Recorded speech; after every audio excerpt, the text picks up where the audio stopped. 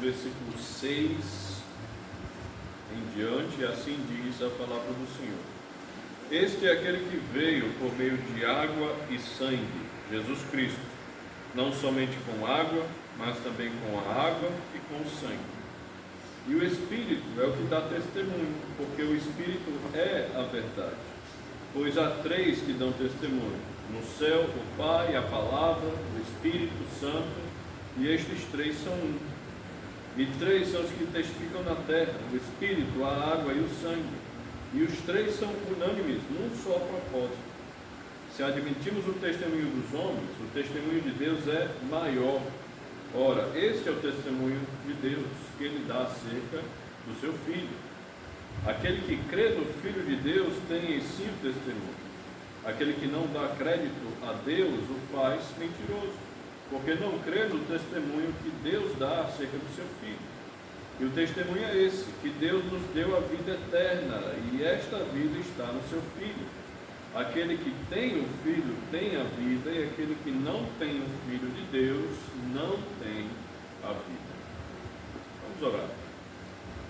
Senhor nosso Deus e nosso Pai, nós te agradecemos, meu Deus, que o Senhor nos permitisse estar aqui reunidos em teu nome. E nesse momento, meu Pai, estamos com a tua palavra aberta diante de nós, e nós rogamos, meu Deus, pela ação do Espírito Santo na nossa mente, no nosso coração, para que nós venhamos não apenas a compreender a tua palavra, mas também a praticá-la, a colocá-la em prática em nossa vida.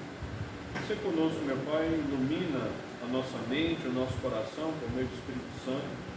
É isso que nós te rogamos. Nós depositamos isso em tuas mãos e oramos em nome do nosso Senhor Jesus Cristo. Amém. Muito bem, irmãos. Temos diante de nós um último teste que o apóstolo João faz acerca da doutrina do Senhor Jesus Cristo. E antes de adentrar nesse teste, queria compartilhar com os irmãos a história de um homem chamado Charles Russell. Esse homem, Charles Russell, lá nos anos 1870, mais ou menos, se tornou um homem bastante famoso lá nos Estados Unidos, porque ele liderava um grupo que começou a se destacar na sociedade lá. Esse grupo era chamado de os Estudantes da Bíblia. O Charles Russell era o seu líder. E esse homem, ele era filho de um homem presbiteriano bastante religioso. E por isso o Charles Russell, ele lia a palavra de Deus desde a infância. Ele conhecia as doutrinas bíblicas tradicionais desde a infância, porque o seu pai lhe ensinava, o seu pai lhe levava na sua igreja presbiteriana. Mas com o passar do tempo, esse homem começou a desconfiar de algumas doutrinas bíblicas tradicionais, que nós hoje cremos. E algumas dessas doutrinas bíblicas que ele desconfiava, que ele estava começando a desacreditar na Bíblia, era o tormento eterno no inferno, a doutrina da predestinação e o fato de que o Senhor Jesus era o verdadeiro Deus. Então esse homem, liderando o seu grupo, os seus estudantes da Bíblia, começou a encontrar cada vez mais pregadores de outras igrejas que compartilhavam essas mesmas desconfianças que eles tinham para com a palavra do Senhor, para com as doutrinas bíblicas tradicionais. E eles se reuniram e começaram a publicar panfletos, começaram a publicar livros, e eles com isso foram crescendo. E nesses últimos 150 anos, esse grupo de estudantes da Bíblia se espalharam para todo mundo. Hoje, o grupo que se originou lá com o Charles Russell soma cerca de 8 milhões de pessoas no mundo inteiro. Aqui no Brasil, a estimativa é que eles somam aproximadamente 10% disso, 800 mil pessoas. Isso significa que eles são maiores até do que nós batistas regulares.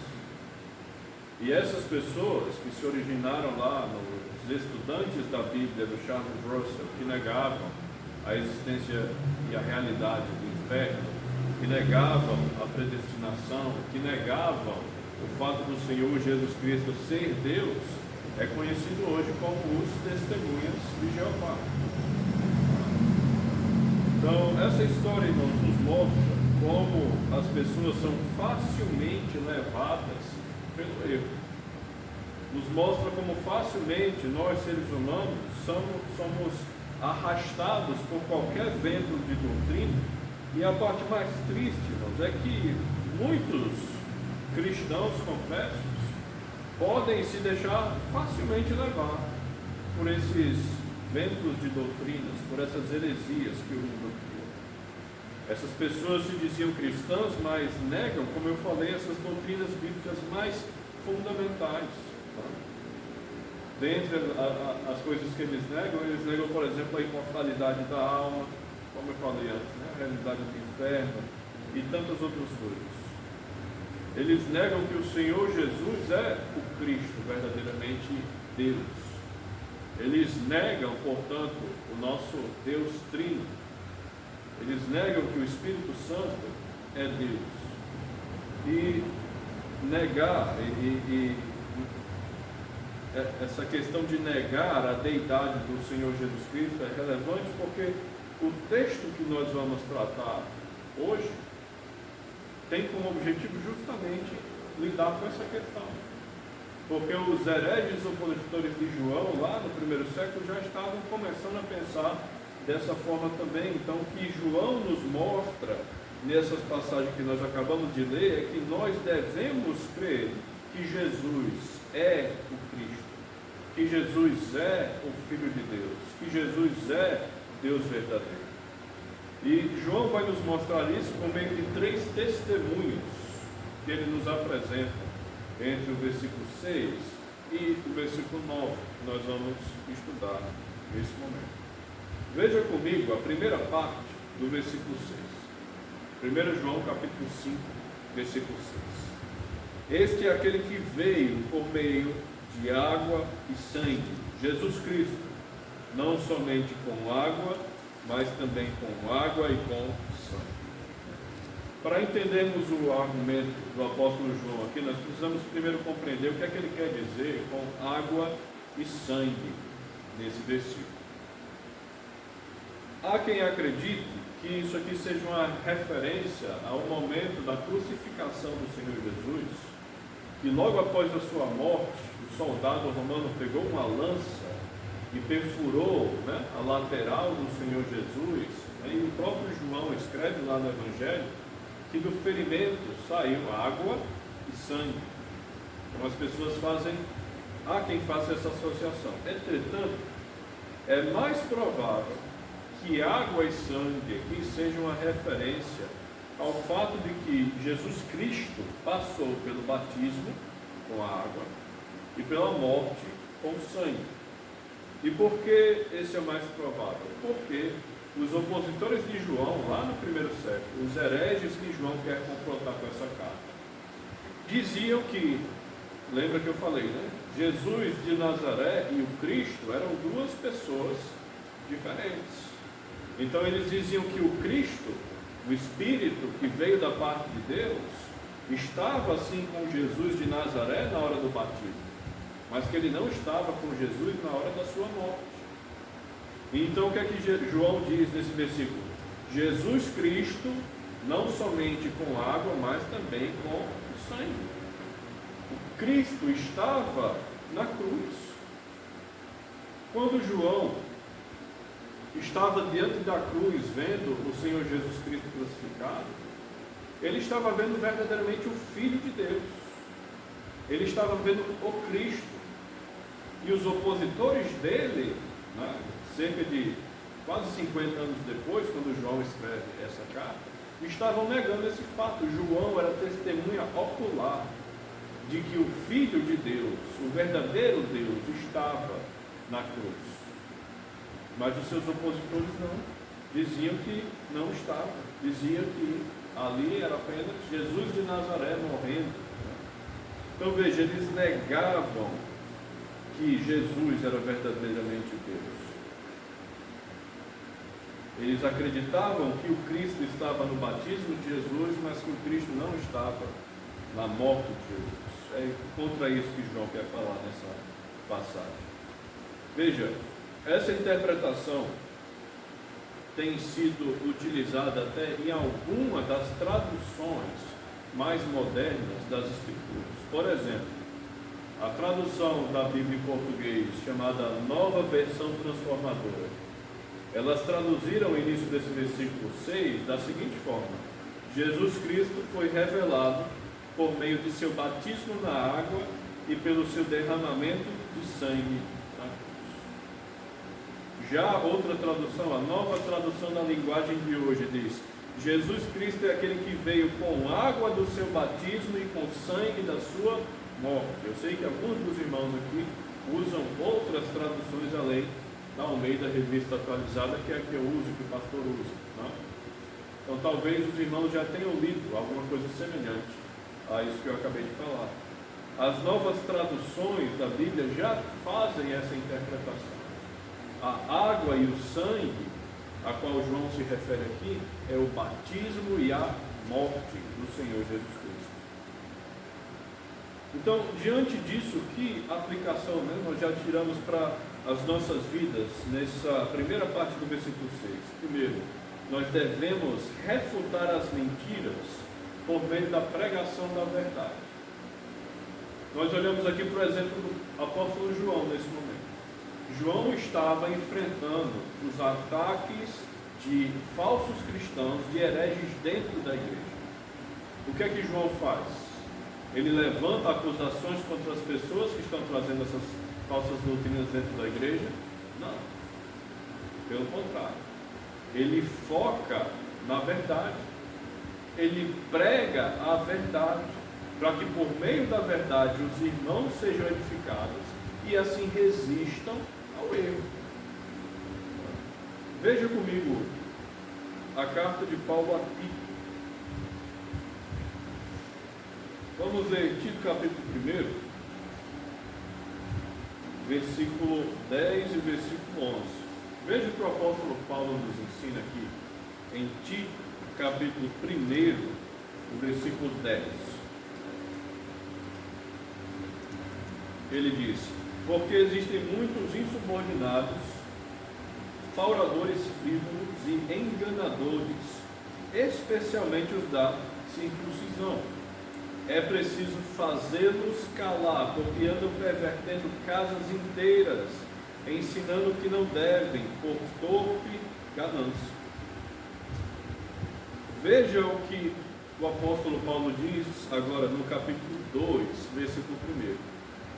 Como é que Tito deveria agir diante da existência dessas pessoas que estavam ali enganando os cristãos? Tito capítulo 2, versículo 1. Tu, porém, fala o que convém à sã doutrina. Prega a verdade. Prega a palavra de Deus. Prega as Escrituras. É assim que nós vamos resistir aos ataques das heresias que são criadas nesse mundo e que se infiltram nas igrejas. Nós vamos resistir às heresias a partir do momento que nós nos dedicarmos a estudar profundamente aquilo que as Escrituras nos ensinam. É por meio do conhecimento da sã doutrina que nós vamos resistir às heresias do mundo. É triste nós vivemos em tempos em que tantos cristãos dizem que se aprofundar na palavra de Deus, se aprofundar no estudo das Escrituras, esfria o crente. Isso não é verdade. Estudar a palavra de Deus profundamente vai nos dar confiança e força para resistir às forças do inimigo, para resistir contra os ataques das heresias. Um exemplo típico disso é o exemplo do pastor Timóteo. Os irmãos devem conhecer muito bem. Veja, o pastor Timóteo insiste em ensinar que a melhor defesa contra as heresias desse mundo é a ministração da verdade. O estudo da sã doutrina, conforme nos ensinada pelas Escrituras, é o meio pelo qual nós vamos resistir as heresias que esse mundo tenta infiltrar no nosso meio. Então é isso que nós devemos fazer: refutar as mentiras por meio da pregação da verdade, por meio da pregação do que a palavra de Deus nos ensina. Agora vamos voltar para 1 João, capítulo 5.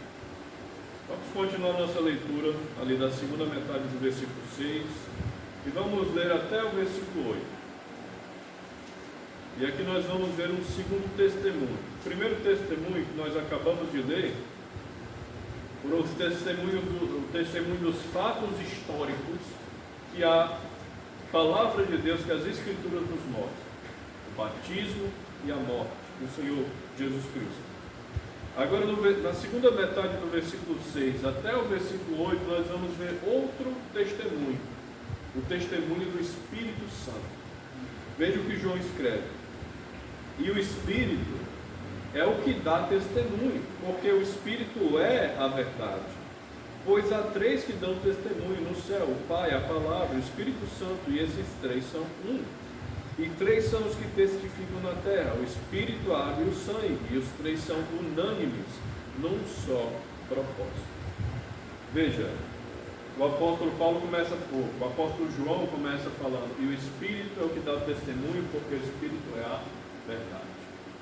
João agora aponta para o fato histórico de que o Espírito Santo testemunhou que Jesus de Nazaré é o Cristo, o Filho de Deus. Nós vemos esse testemunho no próprio Evangelho que João escreveu. Vamos abrir no Evangelho de João, no capítulo 1,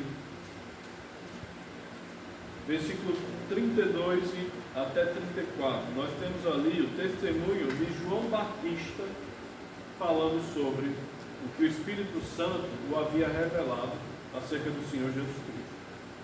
Então veja, o Evangelho de João, capítulo 1, versículo 32, diz assim: e João testemunhou dizendo, aqui é João Batista testemunhando: vi o Espírito descer do céu como pomba e pousar sobre ele. Eu não o conhecia. Aquele, porém, que me enviou a batizar com água, me disse: aquele sobre quem vires descer e pousar o Espírito, esse é o que batiza com o Espírito Santo. Pois eu, de fato, vi e tenho testificado que ele é o Filho de Deus. Veja o testemunho de João Batista. João Batista, ele havia sido revelado a ele que o Espírito Santo repousaria sobre aquele que viria a este mundo para batizar com água e com o Espírito. Ele saberia que aquela pessoa no qual o Espírito repousaria sobre ele seria o Messias, seria o Filho de Deus. E João vê isso acontecer diante de seus olhos. E ele diz: este é o Filho de Deus. O Espírito Santo estava testemunhando o fato de que Jesus de Nazaré é o Cristo, que Jesus de Nazaré é o Messias, é o Filho de Deus. E esse é o testemunho do Espírito. Voltando lá para 1 João, capítulo 5, este é o Espírito, e o Espírito é o que dá testemunho, porque o Espírito é a verdade. João Batista sabia que o Espírito Santo estava testemunhando para ele que ele estava diante do Messias, diante do Cristo, diante do Filho de Deus. Agora, irmãos, continuando no versículo 7, nós temos um detalhe para ser trabalhado nesse texto. Como eu falei, eu sei que alguns dos irmãos usam Bíblias que não são a Almeida Revista Atualizada, nem a Almeida Revista Corrigida, e nessas Bíblias vai estar um pouco diferente do meu texto aqui na Almeida Revista e Atualizada. Quem tem uma Bíblia aí, Almeida Atualizada ou Corrigida, vai ver no versículo 7 e no versículo 8 uma parte do texto entre colchetes. Talvez quem não esteja usando essas versões da Bíblia não veja isso.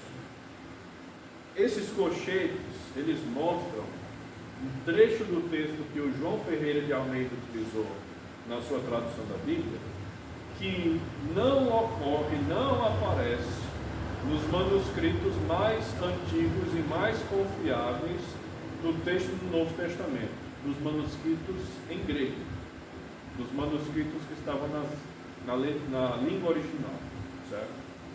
Então nós vamos fazer uma leitura agora, primeiramente pulando essa parte.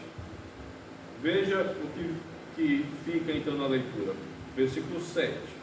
Pois há três que dão testemunho: o Espírito, a água e o sangue, e os três são unânimes em um só propósito.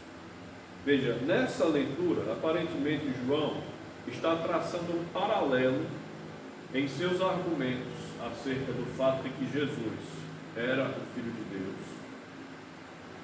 traçando um paralelo com isso com a lei de Moisés. A lei de Moisés exigia que 2 ou 3 testemunhas eram necessárias, eram exigidas para que alguém pudesse ser condenado de algum crime.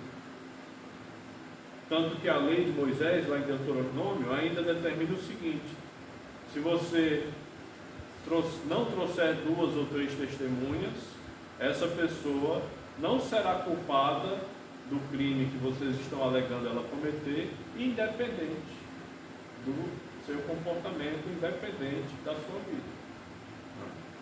Na lei era obrigatório o testemunho de 2 ou 3 pessoas para que alguém fosse realmente condenado em algum crime, segundo a lei de Moisés. E veja, isso foi replicado pelo próprio Senhor Jesus Cristo, quando ele ensinou os seus discípulos a tratar com problemas, com pecados dentro, da sua reunião, dentro da igreja. Veja comigo em Mateus capítulo 18. Mateus capítulo 18, versículo 15 e 16.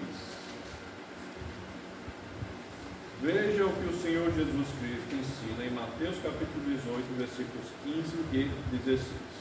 Ele diz: se teu irmão pecar contra ti, vai arguí-lo entre ti e ele só.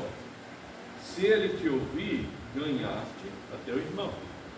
Se porém não te ouvir, toma ainda contigo 1 ou 2 pessoas, para que pelo depoimento de 2 ou 3 testemunhas toda a palavra se estabeleça. E se ele não os atender, diz-o à igreja. E se recusar de ouvir também a igreja, considera-o como gentil e publicano. Veja, o que Jesus está fazendo aqui nada mais é do que replicar aquilo que Moisés já havia escrito na lei lá em Deuteronômio. É necessário a testemunha de 2 ou 3 pessoas para comprovar o erro, ou o pecado, ou o crime de alguém segundo os costumes dos judeus. Nós hoje devemos agir da mesma forma. Diante de pecados dentro da igreja, 2 ou 3 testemunhas são necessárias para que elas, quando testemunham de forma unânime, trazendo as mesmas acusações, testemunhando os mesmos fatos, comprovem ali o erro ou o pecado de alguém. Agora, um detalhe importante é que na lei, essas 2 ou 3 testemunhas deveriam concordar unanimemente. Não adiantava trazer testemunhas, 3 testemunhas, e uma falar de um problema, outra falar de outro problema, e outra falar de outro terceiro problema. Não, elas precisavam ser unânimes, testemunhar o mesmo erro, o mesmo pecado, para que aquilo fosse realmente comprovado aos moldes da lei. Jesus traz a mesma ideia para dentro da igreja. E o apóstolo João, lá em 1 João capítulo 5, diz que o Espírito, a água e o sangue, 3 testemunhas, são unânimes em um só propósito, que é mostrar que Jesus é o Cristo, o Filho de Deus. Então ele faz esse paralelo. A lei exige isso para comprovar o crime. Então João usa isso como uma espécie de ilustração e diz: nós temos 3 testemunhas que comprovam que Jesus é o Filho de Deus. 3 testemunhas, 3 fatos que mostram que Jesus é o Filho de Deus: o Espírito, a água e o sangue. Nós já vimos que a água é uma referência ao batismo. E nós vimos, né, no texto lá do Evangelho de João, como que o batismo do Senhor Jesus Cristo comprovou que ele era o Messias, porque o Espírito Santo desceu sobre ele. Mas resta ainda uma questão: como que a morte, como que o sangue comprova que aquele Jesus é o Cristo? Abram comigo em Mateus, capítulo 27. Vamos ler aqui o relato do apóstolo Mateus sobre a morte do Senhor Jesus Cristo. Mateus capítulo 27, versículos 51 a 54.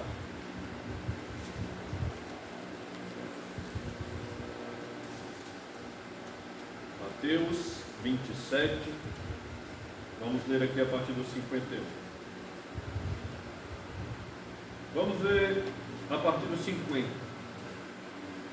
Nós estamos aqui vendo os momentos agonizantes do Senhor Jesus Cristo na cruz.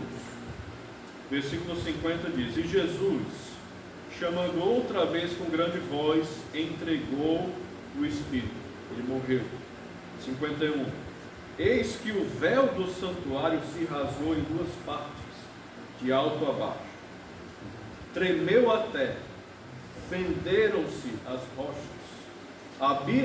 abriram-se os sepulcros, e muitos corpos de santos que dormiam, ou seja, estavam mortos, ressuscitaram. E saindo dos sepulcros, depois da ressurreição de Jesus, entraram na cidade santa e apareceram a muitos.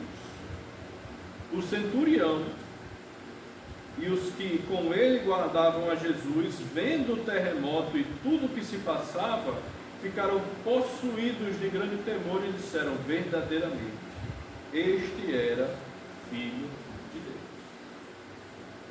Veja, Mateus destaca aqui os abalos cósmicos que aconteceram no mundo como a prova de que a morte de Jesus comprova que ele era Filho de Deus. Houve terremotos, as rochas se abriram ao meio, santos mortos em Cristo ressuscitaram dos seus túmulos e se apresentaram diante das pessoas. A Bíblia não diz quem são esses santos, mas mostra que homens, servos de Deus, se apresentaram vivos, estando antes mortos. O véu do santuário se rasga de cima a baixo, mostrando que já não há mais separação entre o homem e Deus, porque agora o sacrifício perfeito foi feito na cruz do Senhor Jesus Cristo. Tudo isso prova que Jesus era o Filho de Deus. E como tudo isso está relacionado com a morte de Jesus Cristo, João diz: são três testemunhos: o Espírito Santo, o seu batismo e a sua morte. Prova cabal de que Jesus é o Filho de Deus. Tanto que até mesmo o centurião romano, versículo 54, testemunha todos esses fatos e diz: este realmente é o Filho de Deus. E é interessante como Mateus e Marcos também faz isso no seu Evangelho, destaca o fato de que era um centurião que falou essas palavras. Veja, o centurião romano era um homem de alta estima. Ele era responsável por comandar um pequeno exército romano de 100 pessoas. Ele era um homem que estava naquela posição porque era alguém de confiança. E naquele tempo, isso significa que era alguém tanto fiel ao Império Romano, tanto fiel a seus princípios morais, e também alguém que não se deixava levar pela bebida ou por coisas assim. Um centurião, naquela época, era alguém que deveria ter moral para ter aquela responsabilidade de estar ali comandando tantos homens do exército romano. Então, uma pessoa idônea, o centurião, ele olha para toda aquela situação que ele testemunha e diz: este é o Filho de Deus.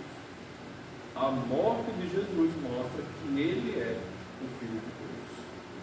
Isso nos mostra, irmãos, que nós devemos confiar no testemunho do Espírito Santo, que inspirou essa palavra, do Espírito Santo que desceu sobre Jesus no seu batismo, do Espírito Santo que habita em nós, desde o momento em que nós depositamos nossa fé no Senhor Jesus. Veja comigo Romanos, capítulo 8.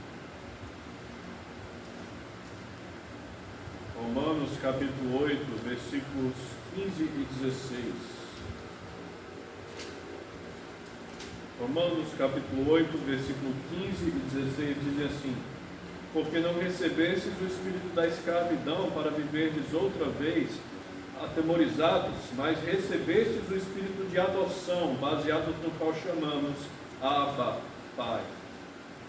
O próprio Espírito testifica com o nosso espírito que nós somos filhos de Deus. Nós devemos confiar no testemunho desse que habita em nós e que testifica o fato de que nós somos filhos de Deus.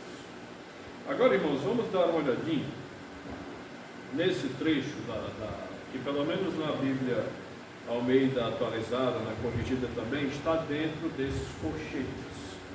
O que diz o texto? No céu, o Pai, a palavra e o Espírito Santo. Esses três são um e três são que testificam na terra. Né? Veja, por que essas palavras estão em colchetes? Pelo fato de que elas não são encontradas na maioria ou melhor dizendo, em todos os escritos, manuscritos gregos mais antigos. A primeira vez que essas palavras apareceram no texto bíblico foi só por volta do século XVI, mais ou menos ali por volta da Reforma. E essas palavras apareceram apenas em um texto, em um manuscrito grego, que foi esse do século XVI. Mas elas apareceram pela primeira vez, na verdade, em textos latinos, textos da Bíblia que eram escritos em latim. E o mais antigo aparecimento dessas palavras só vem aparecer lá nos anos 800 depois de Cristo. Veja, isso fez com que muitas das sociedades bíblicas que nós conhecemos hoje, inclusive a Sociedade Bíblica do Brasil, retirassem essas palavras das Bíblias nas traduções mais modernas. Então essas palavras não estão na Bíblia NTLH, né, nova tradução da linguagem de hoje, não está na NVI, na nova versão internacional, não está na NVT, nova versão transformadora, não está na nova Almeida atualizada e também não está na Almeida do século XXI. Mas por que ela continua aqui na nossa Bíblia Ara? Porque aqui nós temos um texto que foi escrito pelo João Ferreira de Almeida há quase 500 anos atrás. Então, o que é que nós tiramos disso? Não há nenhum erro nessas palavras que estão dentro dos colchetes, mas muitas evidências indicam que nenhuma dessas palavras foi escrita originalmente pelo apóstolo João. Mas existe algum problema em dizer que há três que dão testemunho no céu, o Pai, a palavra e o Espírito? Nenhum. Isso está correto. É correto afirmar que o Pai, o Filho e o Espírito Santo testificam o fato de que Jesus é o Filho de Deus. E é correto também dizer que na terra, o Espírito, o batismo de Jesus e a morte de Jesus testificam do fato de que Ele é Deus. A questão é que é muito provável que João não escreveu essas palavras.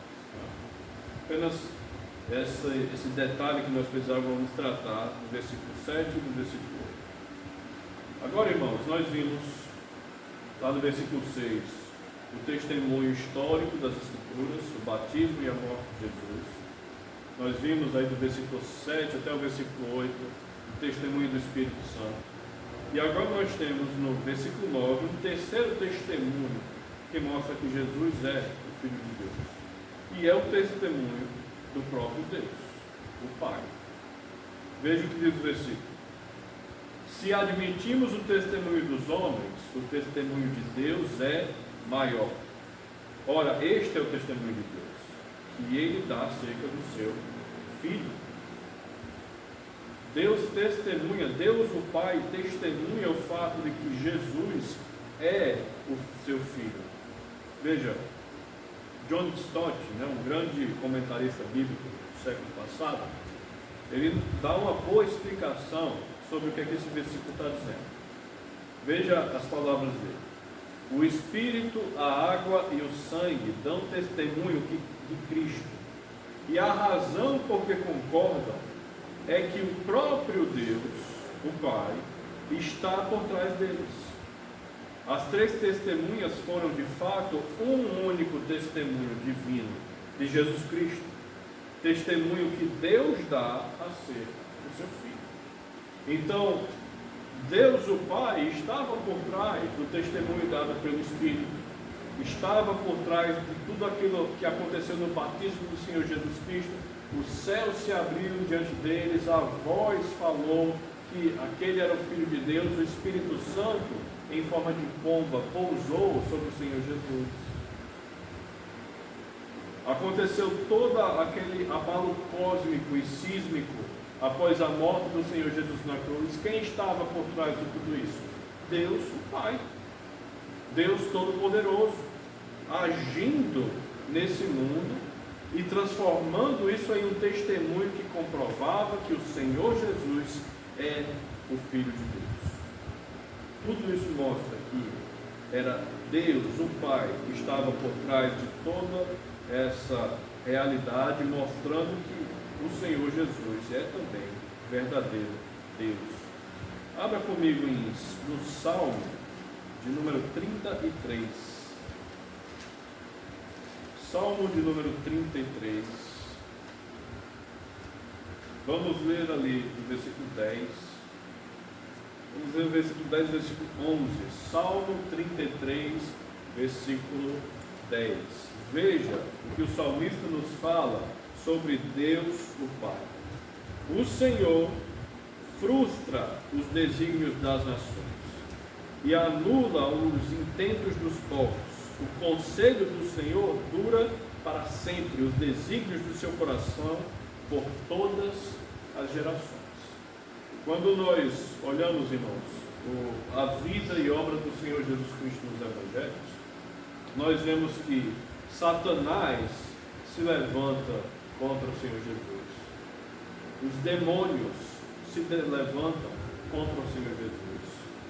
Os líderes judeus se levantam contra o Senhor Jesus. Homens de todas as naturezas se levantam contra o Senhor Jesus.